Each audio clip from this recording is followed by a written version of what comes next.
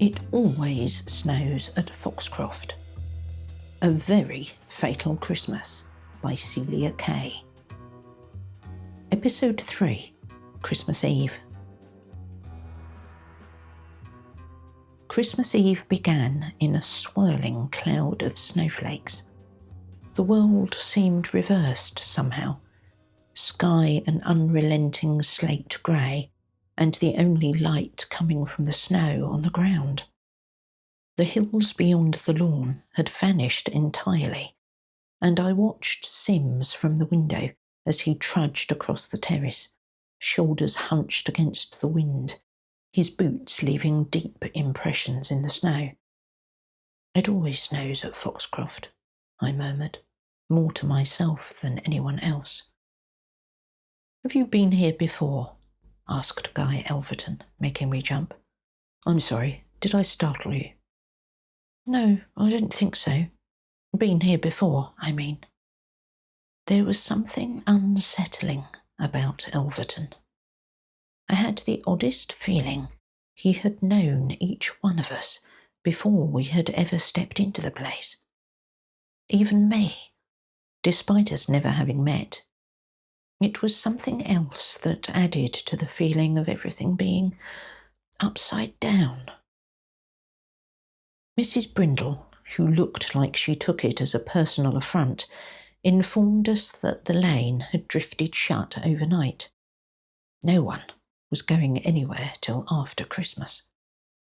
Everyone began talking at once after her announcement, but being away from the group, I caught her low aside to Ambrose Gifford. "There's a photograph album missing from the library." I thought little of it at the time. Only later did I realise its significance. After luncheon, we gathered once more in the drawing room. Not so much for companionship, but warmth.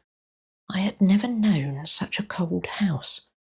Though the fire crackled and spat, the wind rattled the diamond window panes in their leaded frames, and an icy draught sliced its way amongst us until it shook the tinsel on the tree.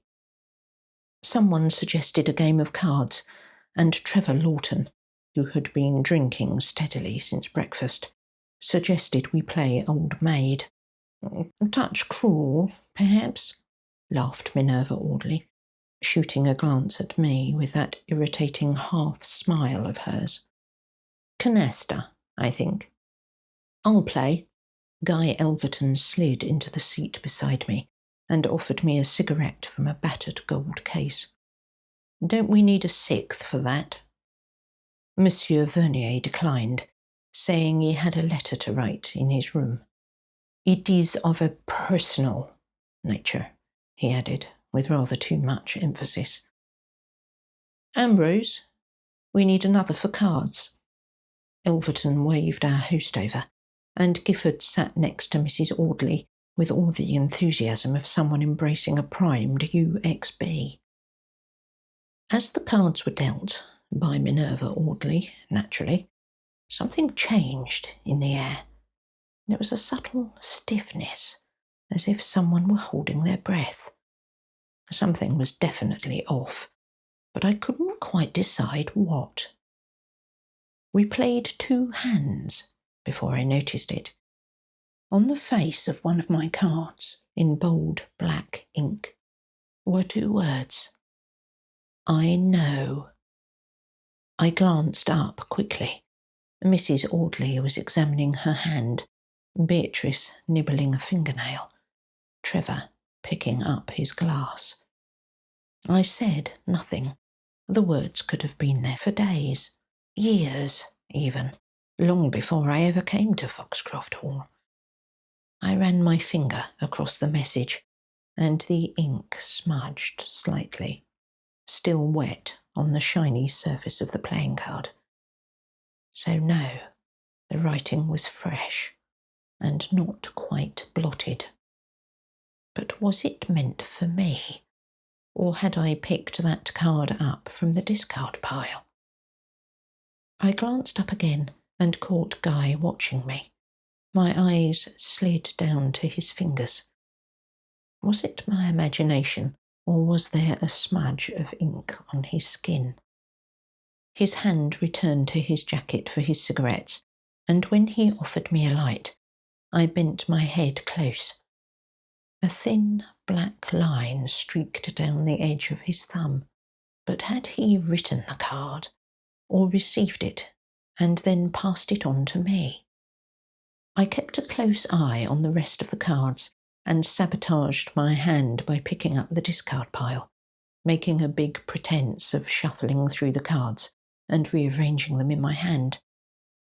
But there were no other marked cards, none that had been discarded anyway. We finished the hand, and then Beatrice Lawton excused herself, saying she had a headache.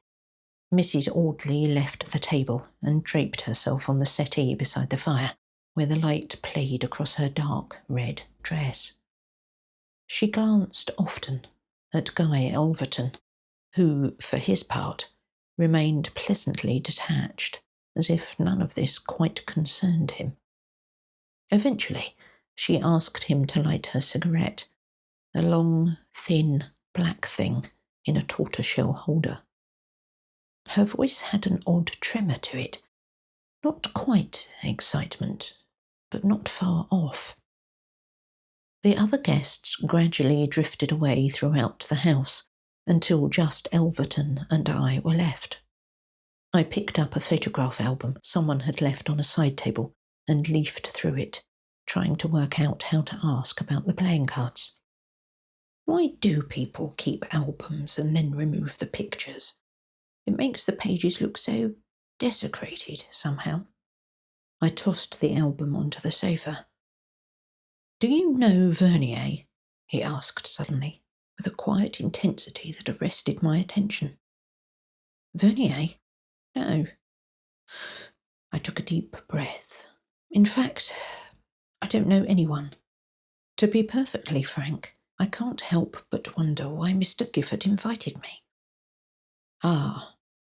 There was rather a long pause, and then he said, "He didn't invite you." "What are you implying?" I shot back, stung at the insinuation I was a gatecrasher. "I have the invitation upstairs in my bag." "I meant Gifford didn't invite anyone. I did." He paused again and lowered his voice while staring at the closed door. "Everyone except Vernier." I turned slowly to face him. "You invited me?" He had the grace to look mildly abashed, like a schoolboy caught in the act of doing something rather too clever for his own good. Outside, the wind picked up. Something rattled in the chimney. "But I don't know you either." I, too, stared at the closed door and stifled the urge to make a dash for it. He took a long drag on his cigarette and exhaled the smoke slowly. "I read the articles about your aunt, and I see. So this was some ridiculous prank after all." I stood up and gulped down the last of my sherry. "Don't misunderstand, He scrambled to his feet. "Good night, Mr. Elverton." I brushed past his outstretched hand and made my way to the door. "Please, wait a moment, your aunt." "I said good night." I ran up to my room and sat on the bed, heart tapping an odd rhythm. Why was Guy Elverton interested in my aunt? I'd never heard of him before coming to Foxcroft Hall. And if he had invited the rest of the guests, did that mean they too were somehow connected to my aunt? I got up to rearrange the logs in the fireplace and stopped short.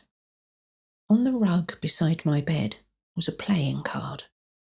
It had the same worn red back as the cards we'd been using this evening. I turned it over. It was the 5 of Hearts, and scrawled across the front in bold black ink was "I know." My card had been the Queen of Spades, so there had been more than one card. But why? And then I realised someone had been fishing. They'd cast their line to each of us and waited to see who they hooked. Whomever it was couldn't have hoped for anything from me. It must have been obvious that I was as poor as a church mouse. And anyway, my story was already out there, had already wrapped endless fish and chips. Unless they knew something else about my aunt, something I didn't. That was an unsettling thought, and one I didn't much enjoy. The window rattled and flew open. I jumped up to close it, but the faded ribbon woven around the two catches had gone. Worked loose by the wind, no doubt. It had probably blown onto the snow beneath the sill, for it hadn't fallen into the room. I propped a book against the panes and hoped I wouldn't freeze to death overnight. What a way to spend Christmas Eve. It was just before midnight when I heard the sound. The house was silent, save for the ticking of the long case clock on the landing and the low moan of the wind against the eaves. Then a creak. Not from my room, but from the gallery outside. A long, drawn-out groan, like old wood complaining underfoot. Then silence. Then another creak, cut off this time, as if someone had lifted their foot in a hurry. Steps. I sat bolt upright. It could have been any of the household, of course. Mrs. Brindle, the housekeeper, perhaps. But something in the cadence of that tread, slow, measured, a touch too careful, unsettled me deeply. The steps paused outside my door. I held my breath, waiting for the handle to turn. But they moved on. I sprang from my bed, wrapped myself in my dressing gown, and opened the door a crack. The gallery was dimly lit by a small lamp halfway along the landing. Shadows gathered thickly in the corners. There was no one there. But I was certain, utterly certain, that someone had passed that way. I was still staring into the gloom when a scream rang out. A woman's scream, sharp, full-blooded, and very near.